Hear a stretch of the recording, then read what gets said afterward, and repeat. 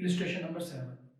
The following are the assets and liabilities of Mr. SN at the end and beginning of the year. अब mister एसन के assets और liabilities जो है वो साल के एंड की और स्टार्ट की गिवन है। अब आपने ओपनिंग और क्लोजिंग स्टेटमेंट ऑफ अफेयर्स खुद ही बनानी होगी, ठीक है। ये डाटा आप देख लें एसेट्स और लायबिलिटीज का। नीचे एडजस्टमेंट्स रीड करें। During the year mister essence had withdrawn rupees 3000 in cash and 1500 in goods from the business. Drawing कितनी हो गई एसन की? 3000 plus 1500. उसके बाद ही had also introduced 50,000 as additional capital. Simple fresh capital दे दिया आपको। New furniture costing rupees 1000 was purchased during the year. अब ये फर्नीचर जो परचेज किया ड्यूरिंग द ईयर, ठीक है, 1000 का, ये अब इसकी डेट मेंशन नहीं है। अगर डेप्रिसिएशन लेनी हुई तो पूरे साल की लेंगे, ठीक है। उसके बाद है जी depreciation plant and machinery at the rate 10% पर है। प्लांट एंड मशीनरी की डेप्रिसिएशन है 10%। Prepare statement of profit and loss for the year ended 31 December 2016। Statement of profit and loss निकालने के लिए हमें पहले क्या निकालना पड़ेगा? ओपनिंग कैपिटल और क्लोजिंग कैपिटल। देन उसके बाद हम लोग जो है वो स्टेटमेंट बनाएंगे। तो पहले बनाते हैं हम opening statement of affairs. Assets liabilities given है आप लोगों को, तो देखते हैं 1 जनवरी 2016 से। ओपनिंग में कोई एडजस्टमेंट नहीं होती, आपको पता साल का स्टार्ट होता है, जस्ट आपने डाटा लिखना है और वैल्यूज निकालेंगे। लैंड एंड बिल्डिंग की कितनी वैल्यू है? 30,000। उसके बाद प्लांट एंड मशीनरी 48,000।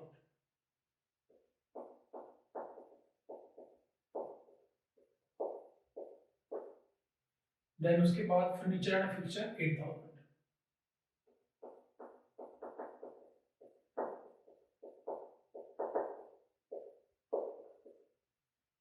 उसके बाद स्टॉक है जी आपका 15,000।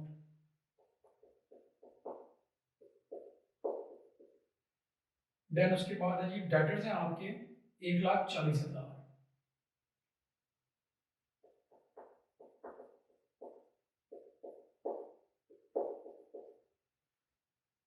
उसके बाद क्रेडिटर्स हैं आपके जी 72,500।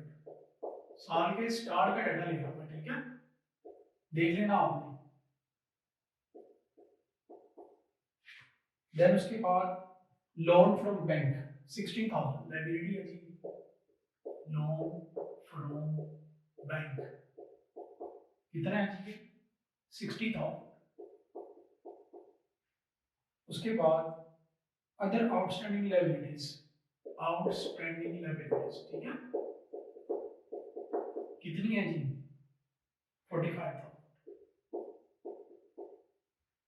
देन उसके बाद कैश एट बैंक है जी आपके पास, कितना है? 18,000। एसेट साइड का टोटल करें हम, ठीक है, और लायबिलिटी साइड को माइनस करें। एसेट साइड का टोटल है जी 259,000 माइनस के लिए क्रेडिट साइड पे, तो आपके पास आ जाएगा कैपिटल बैलेंसिंग फिगर, ठीक है। कितनी अमाउंट है जी? 81500। डेट आप लोगों ने खुद लिखनी है, बिजनेसमैन का नाम आप लोगों ने खुद लिखना है। मैं सिर्फ ओपनिंग लिखूंगा, दैट मींस ये साल के स्टार्ट किए, तो डेट्स, बिजनेसमैन के नाम और पूरा format exam point of view से आप लोगों ने लिख के याद करना, फॉलो करना, ठीक है। अब आज हम बनाते हैं ending statement of affairs. Ending data लें सबसे पहले लैंड एंड बिल्डिंग है 29400।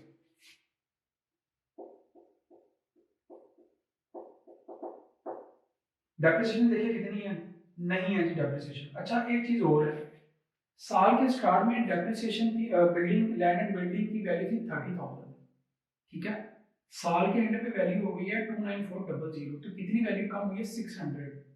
तो ये डेप्रिसिएशन ही है। वैसे लैंड की डेप्रिसिएशन नहीं होती, लैंड की वैल्यू तो बढ़ती है, लेकिन ये स्ट्रक्चर वाइज जो है ना वो अज्यूम किया जा रहा है, ठीक है। तो आप यहाँ तो लैंड एंड बिल्डिंग की अमाउंट पूरी लिख रहे हैं यहाँ पे, जो जितनी साल के एंड पे, ठीक है। नहीं लिखना चाहते आप, इनर में साल के स्टार्ट की वैल्यू लिखें आप 30,000, दोनों का डिफरेंस लें, लास्ट जो एंडिंग वैल्यू है, जो वैल्यू आएगी वो लेस करके आप लिख सकते हैं, ठीक है। या आप डायरेक्ट लिख लें 29400,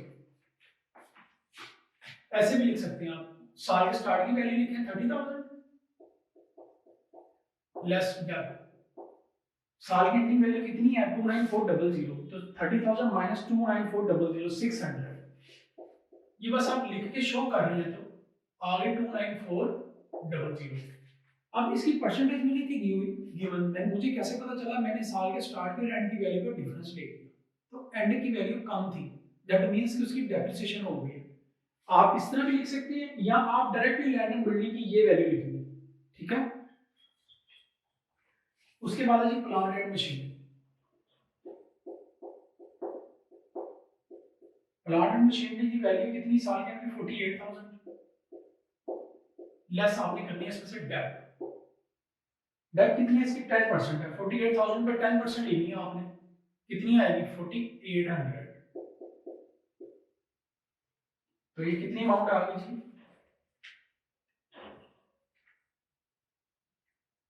43200, ठीक हो गया। उसके बाद आते हैं आप फर्नीचर एंड फिक्सचर,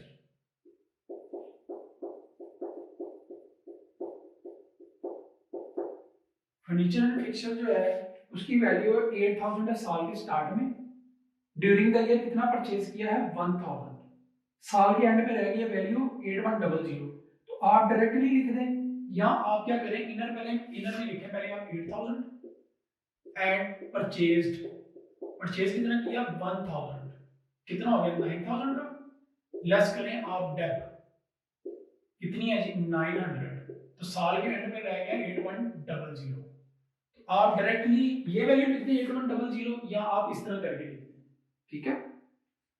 उसके बाद है जी हमारे पास स्टॉक, स्टॉक कितना साल के एंड पे 28,000,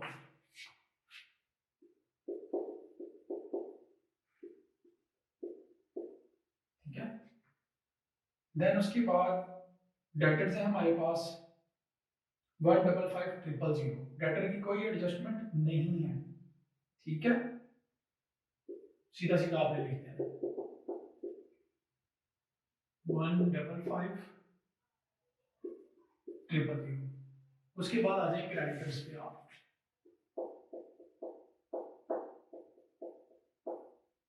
क्रेडिटर्स कितने जी 75,000, उसके बाद नॉन फ्रॉम बैंक 50,000,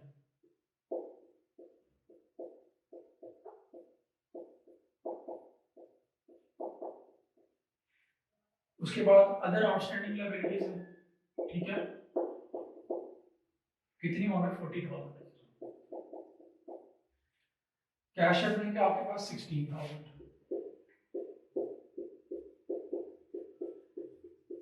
ठीक हो गया। अब इसके अलावा और कोई एडजस्टमेंट नहीं है, ठीक है, तो आप इसको टोटल करें एसेट साइड का और लायबिलिटी साइड को माइनस करें, ठीक है। इसका टोटल आएगा जी 279,700, एसेट साइड को लायबिलिटी साइड को माइनस करें आप, क्या आ गया आपके पास capital, excess of assets over liabilities, कितनी अमाउंट आ गई जी 114,700। अब हम बनाते हैं statement of profit and loss, closing capital अभी निकालना हमने 114,700, ड्राइंग्स ऑफ ऐड करें, इसमें ड्राइंग कितनी है, कैश 1500 है और गुड्स 3000 है, 3000 प्लस 1500 कितनी बन गई 4500, ठीक है। ऐड करें आप इसको 119,200, लेस करें फ्रेश कैपिटल, फ्रेश कैपिटल कितने इंट्रोड्यूस करवाए थे 50,000,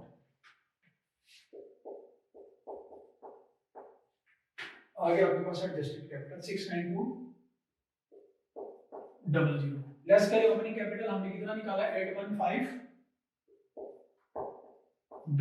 अब आंसर आ गया आपका नेगेटिव में, लॉस आ गया आपका, ठीक है, क्योंकि एडजस्टेड कैपिटल कम है ओपनिंग कैपिटल ज्यादा है, तो ये वैल्यू आ गई नेगेटिव, ठीक है। कितनी ब्रैकेट में लिख रहा हूं मैं इस केस को, ब्रैकेट ये शो कर रही है कि नेगेटिव वैल्यू ज्यादा है, ठीक है। 12,300 इंटरेस्ट ऑन कैपिटल नहीं है, तो इसको एज इट इज लिख दें। 12,300 आपका क्या लिखना है, लॉस ऑफ द ईयर या लॉस ड्यूरिंग द ईयर, ठीक है, लॉस लिखा है आपको, ठीक है, ये आप लोग नोट कर लें, ठीक है, ओपनिंग, ठीक है, क्लोजिंग और then statement of profit and loss.